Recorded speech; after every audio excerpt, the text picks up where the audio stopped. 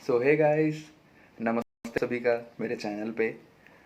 आज हम जिस केस के बारे में बात करने जा रहे हैं वो केस 2004 में घटित भारत का ही एक केस है, जहाँ पे नागपुर में एक कोर्ट के अंदर 200 से 250 महिलाओं ने एक अक्कू यादव नाम के इंसान को चाकू घोप घोप के पत्थरों से मार मार के मार डाला था। अब ये इंसिडेंट क्यों हुआ, आज हम यही चीज़ एक्सप्लेन करने वाले हैं। भरत कालीचरण यादव, या मैं कह सकता हूँ अक्कू यादव, का जन्म 1972 में नागपुर महाराष्ट्र में हुआ था। उनके पिताश्री का नाम कालीचरण यादव था और उनके पिताश्री एक गाय से जो उत्पाद होने वाली चीज़ें हैं उस चीज़ का व्यापार करते थे, जैसे कि दूध, दही, घी, मक्खन इत्यादि। अक्कू यादव के 6 भाई और 6 बहन और थे। उनकी बहनों की शादी हो चुकी थी और 2 बड़े भाई थे। सबसे बड़े जो गवर्नमेंट जॉब करते थे, उसके बाद के जो 2 बड़े भाई थे वो कॉरपोरेट जॉब्स करते थे। और अक्कू यादव से जस्ट 2 जो बड़े भाई थे वो थे थोड़े गुंडागर्दी वाली फील्ड में। अक्कू यादव बहुत ही एक यंग एज में था। वो 7वीं 8वीं कक्षा में था तब उसके पिताश्री का देहांत हो चुका था। अक्कू यादव इसके बाद चाहता तो अपने दोनों सबसे बड़े भाई जैसा बन सकता था। वो चाहता तो कोई जॉब वॉब करके अपनी लाइफ वेल सेटल्ड कर सकता था, बट अक्कू यादव ने चूज किया अपने 2 बड़े भाई जो गुंडागर्दी की फील्ड में थे उनके साथ जाना। तीनों भाइयों ने मिलकर बहुत सारे जुर्म को अंजाम दिया, जैसे चोरी चकारी, छीना झपटी, फिर उसके बाद गुंडागर्दी, थोड़ा बहुत मारा पीटी टाइप का, फिर उसके बाद हाफ मर्डर, चेन स्नैचिंग इत्यादि। उसके बाद जब तीनों भाइयों को जेल हुई तब उन तीनों से जेल में बहुत बड़े बड़े लोगों की मुलाकात हुई। तब उन लोगों के साथ रह के इन तीनों के अंदर जो जुर्म को लेके भय था वो सब चीज़ खत्म हो चुका था। कस्तूरबा गांव के सारे लोगों को अक्कू यादव और उसकी जो गैंग थी उस टाइम पे, जो बन चुकी थी उसकी गैंग, उन लोगों ने फोर्सफुली वहां से पैसे लेने चालू किए। बोल सकते हो एक तरह से एक्सटॉर्शन। अक्कू यादव सबको धमकाने और डराने भी लगा कि अगर तुमने मेरे अगेंस्ट में कुछ भी चीज़ किया, मतलब पुलिस को जाके कंप्लेन किया, किसी भी हायर अथॉरिटीज़ को तुमने बताया, तो मैं तुम्हारे घर में घुसूंगा, तुमको तो मारूंगा, तुम्हारी बहू बहन बेटियों का रेप करूंगा और उनको भी मारूंगा, किसी को घर पे नहीं रहने दूंगा। 1991 को जब अक्कू यादव 21 या 22 साल का रहा होगा, तब अक्कू यादव और उसके कुछ गैंग वाले लूटपाट के मकसद से एक न्यू कंस्ट्रक्शन साइट में घुसते हैं जहाँ पे एक यंग कपल था। उस यंग कपल में से आदमी को तो डरा धमका के वो लोग सब चीज़ ले लेते हैं, उसका चेन सोने का, उसके पैसे, लड़की के जेवर, सब चीज़ ले लेते हैं वो लोग। But even after that Akku Yadav का इतने से में पेट नहीं भरने वाला था। अक्कू यादव वहाँ पे उस लड़की को मोलेस्ट करना चालू किया अपने बाकी सारे गैंग वालों के साथ में। जो लड़का था वहाँ पे, उसने उस वक्त दौड़ लगाई और दौड़ लगा के वो गया Koradi police station. Koradi police station जाने के बाद उसने अक्कू यादव और उसके गैंग वालों के अगेंस्ट में कंप्लेन फाइल की।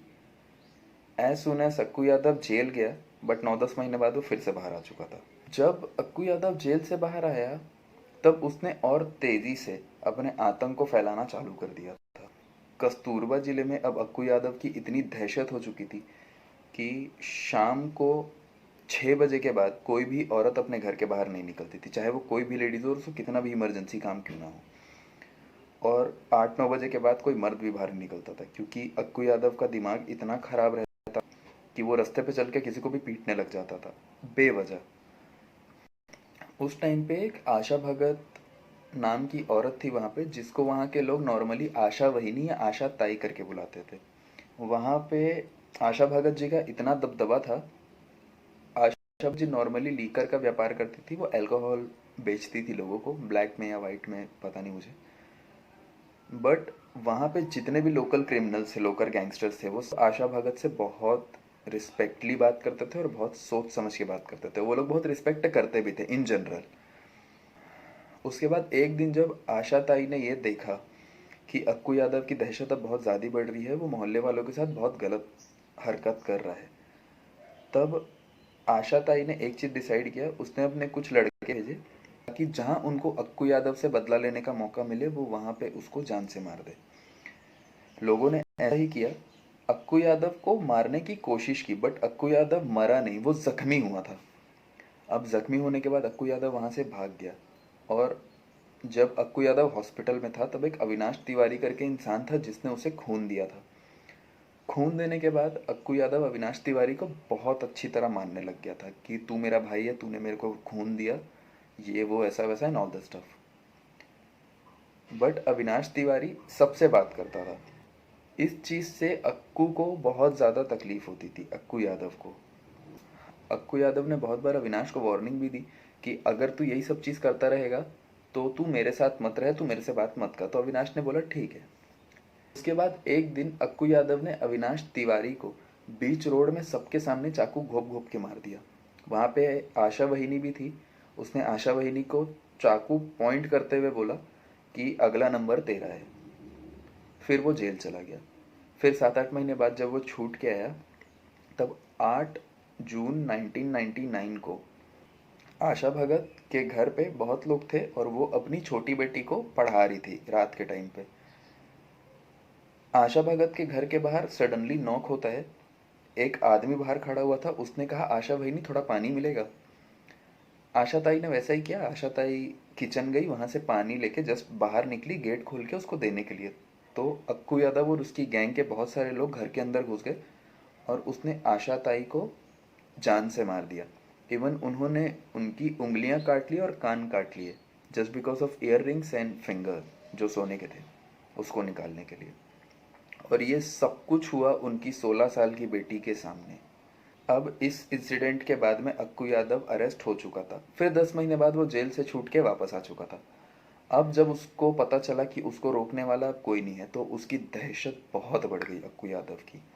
अब अक्कू यादव 10 से 12 साल की लड़कियों से लेकर 7-8 महीने की प्रेग्नेंट औरतों तक का रेप करता था, और नॉर्मल रेप नहीं, गैंग रेप। लोग इस बीच में बहुत बार अक्कू यादव के अगेंस्ट कंप्लेन लिखवाने के लिए भी पुलिस स्टेशन जाते थे, बट पुलिस वाले में से ही कोई मिला हुआ था अक्कू यादव के साथ में, क्योंकि जो भी वो पुलिस स्टेशन में लिखवाते थे पुलिस के थ्रू ही अक्कू यादव को सब चीज़ की इन्फॉर्मेशन मिल जाती थी।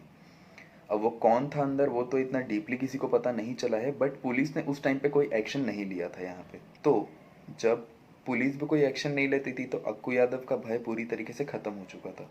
वो अपनी आतंक को और तेज़ी से फैला रहा था। किसी के भी घर में आए दिन घुस जाना, किसी को भी मार देना, किसी को भी घर से उठा के ले आना, किसी भी औरत का रेप कर देना, घर में घुस के उसके पति को मारना, कुछ भी चीज़। इवन एक औरत ने ये कंप्लेन फाइल की थी कि उसके और उसके पति का एक शॉप है जहाँ से अक्कू यादव हमेशा सामान लेके जाता है और वो पैसे पे नहीं करता, कभी भी नहीं करता। उसके बाद एक और औरत का केस था। अक्कू यादव उसके घर में घुसा, उसके पति के थाइज में चाकू मारे और उसको बाल पकड़ के घसीट के अंदर लेके गया, उसके पति को लात मार के बाथरूम के अंदर डाल दिया और अक्कू यादव ने उस औरत का वहाँ पे रेप किया। फिर 3-4 घंटे बाद औरत को छोड़ने के लिए वो तैयार हो गया। एक बार कस्तूरबा जिले में किसी की डेथ हो गई थी, तो वहाँ से बेसिकली शमशान घाट जाने के लिए एक ही रोड है। तो रोड के बगल में शमशान घाट के जब थोड़े से पहले अक्कू यादव और उसकी गैंग बैठ के पार्टी कर रहे थे, तो वहाँ पे उस मोहल्ले वालों में किसी का हिम्मत नहीं था कि उनकी लाइन क्रॉस करके जाए, क्योंकि पता नहीं उसके बाद क्या होगा सबके साथ में। तो उन सब ने चुप्पी साध ली। अब चुप्पी साधने के बाद अक्कू यादव वहाँ पे करीब करीब 2.5 से 3 घंटे बैठा हुआ था। तब तक वो लोग शव वहाँ से लेके हिले भी नहीं।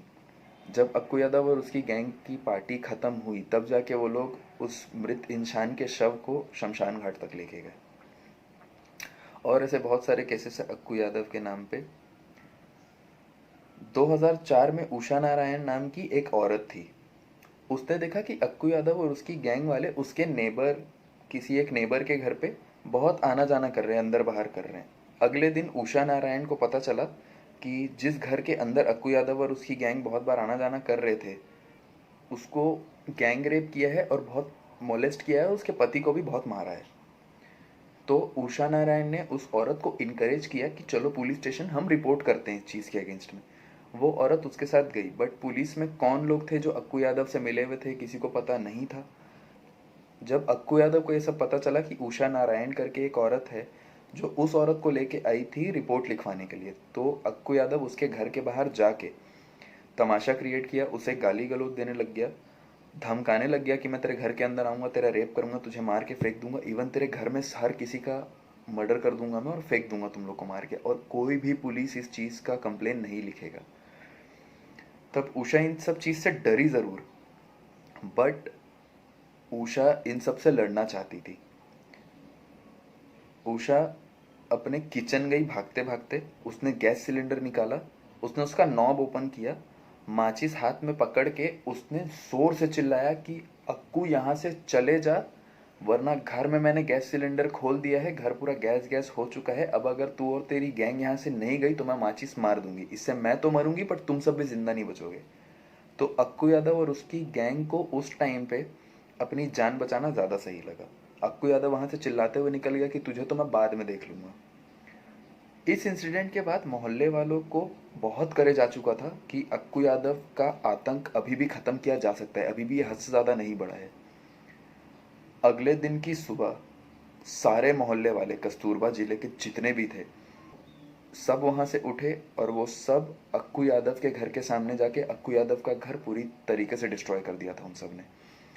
तो मोहल्ले वालों का ये रूप देख के अक्कू यादव को यही लगा कि मुझे सरेंडर कर देना चाहिए पुलिस के सामने। अक्कू यादव ने अपने सारे जुर्म कबूलते हुए पुलिस के सामने सरेंडर कर दिया था on 7th of August in 2004। और 13 अगस्त 2004 अक्कू यादव का कोर्ट में ट्रायल चालू होने वाला था। अक्कू यादव कोर्ट में पहुंचा तो ज़रूर, बट वहाँ से वो बाहर निकल नहीं पाया। उसकी सिर्फ बॉडी आई, या तो शायद बॉडी के कुछ हिस्से बस आए। जब बस्ती वालों को ये चीज़ पता चला कि अक्कू यादव को हाई टाइट सिक्योरिटी में कोर्ट तक लेके जाया जा रहा है, तब उस मोहल्ले की 200 से 250 औरतों ने अपने घर से चाकू उठाए, पत्थर उठाए, मिर्ची पाउडर लिए और इत्यादि बहुत सारे सामान लिए घर के हाउस होल्ड। जब अक्कू यादव कोर्ट के अंदर घुसा, उसके सामने बहुत सारी पुलिस थी।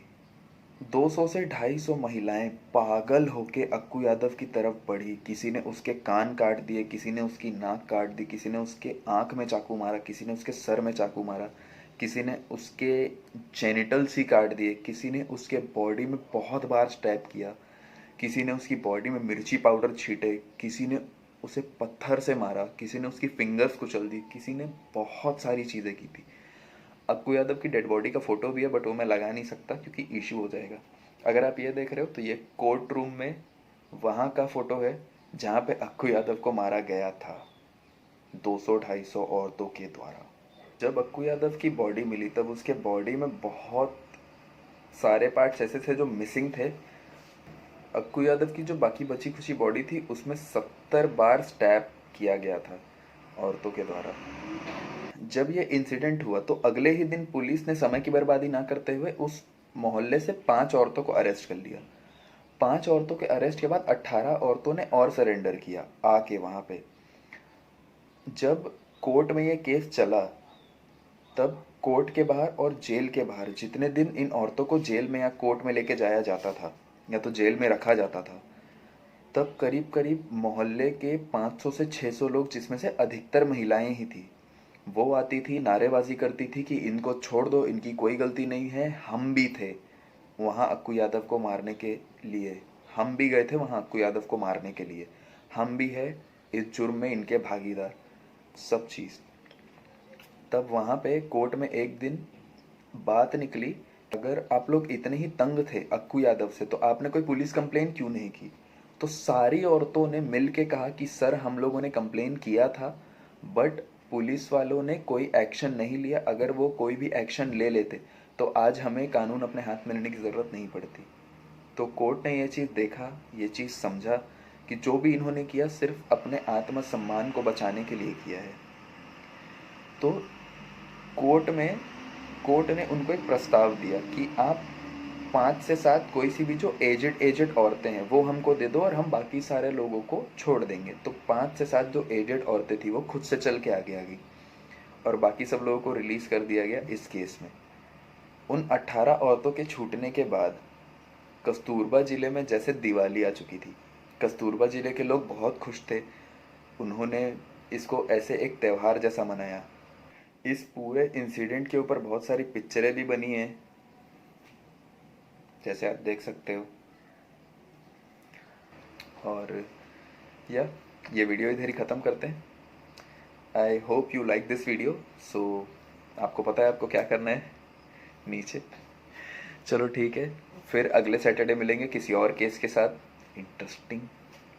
और आप अगर चाहो तो कमेंट सेशन में लिख भी सकते हो, अगर आप सुनना चाहते हो मुझसे अपनी फेवरेट कोई एक क्राइम स्टोरीज़ या समथिंग कुछ, और अगर आप चाहते हो मैं किसी और केस को स्टडी करूं या उसको समझाऊं तो आप वो भी बता सकते हो मुझे नीचे। अदरवाइज़ मैं खुद से एक अगले महीने सैटरडे को एक ऐसा केस लेने वाला हूँ जो 1880s का सबसे भयानक केस था। मैंने उसके ऊपर स्टडी चालू कर दी है। जस्ट स्टे ट्यून्ड, बहुत जल्दी आएगा।